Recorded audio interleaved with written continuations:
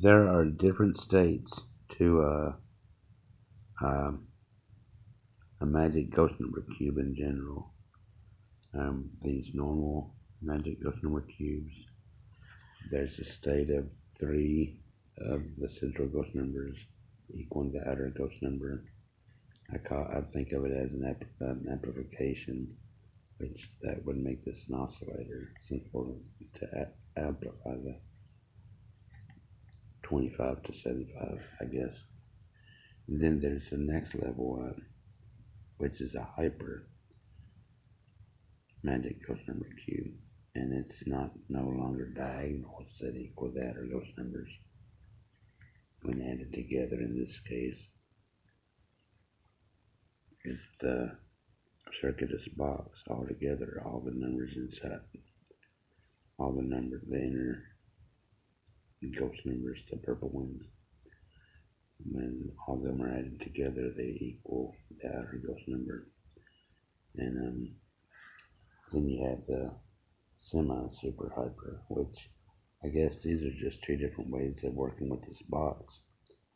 But it's a level up, and it takes the corners, all the numbers at the corners, the pairwise numbers, to equal. All these stay the same. The inner ghost number cube stays the same throughout this. It's the outside or the way they're operated on or added together gives the different numbers from 75 to 300 to 450. And then this is just another way of working the cube.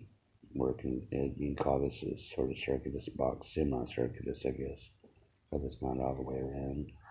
And this is the final super hyper magic ghost number cube. And what this consists of is a totally different way of working the inner ghost numbers. The purple ones, you add their different crosswise connections to each other instead of the pairwise of the semi-super ghost numbers. You add the crosswise of the squares to each other, the 4 vectors, and then you add the normal ghost number cube diagonals to these 3 vectors, of these 4 vectors all together, vector numbers, I guess. And that gives you the outer the ghost numbers to be added diagonally again.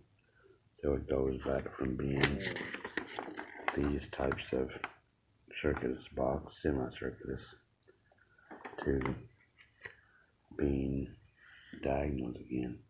So I consider this an oscillator of different states that require different manipulations of the inner ghost numbers, from diagonals to box to semi-circuitous box to different states of a crosswise instead of cross pairwise adding together. And I'm trying to apply these to the quantum matrix mechanics that Heisenberg and Jordan and somebody else came up with or developed.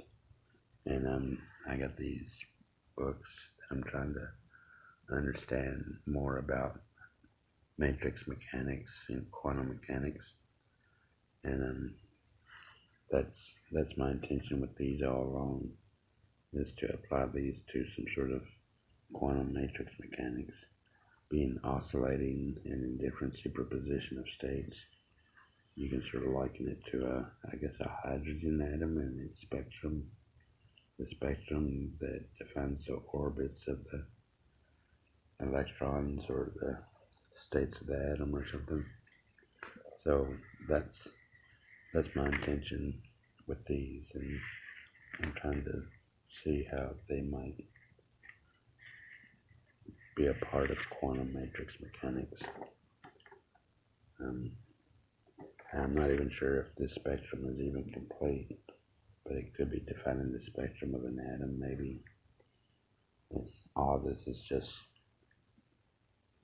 hypothetical, but I'd like for it to be applied to some sort of quantum mechanics, quantum matrix mechanics. Well, thanks a lot.